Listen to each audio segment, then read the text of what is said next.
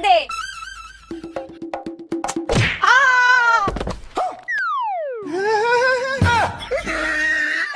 তোমাকে কে বললো ওইটা ওর হাতে দিতে? আমাকে দাও। আমি গাছে উঠছি, দেখো।